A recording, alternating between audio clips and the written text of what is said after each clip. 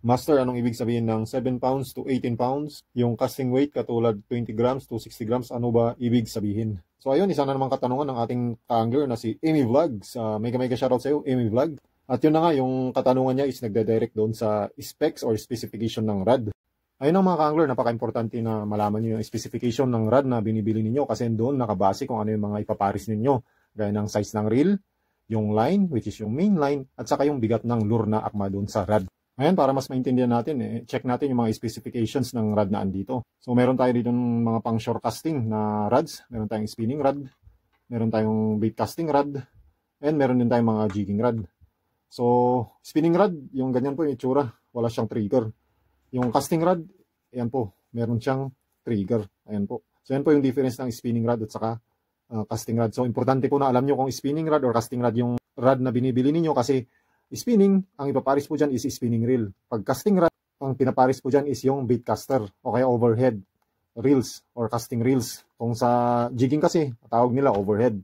So, ayan, kagaya nito, ayan, overhead rod or casting rod, paparis mo sa kanya overhead reel or casting reel. So, yun po mga angler, napaka-importante po yun na alam niyo yun. Ngayon, puntaan naman natin yung specification ng rod na to, itong Abu Garcia Titan. So, as you can see, ayan po yung kanyang specification. So, nakasulat po dyan yung model, which is yung TTS. Yung dalawang letter T, yun po yung Titan. At saka yung S, nagko-correspond doon sa klase ng rod, which is spinning. So, next is yung nakasulat dyan is yung 602 UL. So, yan po yung length ng rod, number of pieces, at saka yung power ng rod. So, yung 6, yun po yung length ng rod pag nabuo na siya.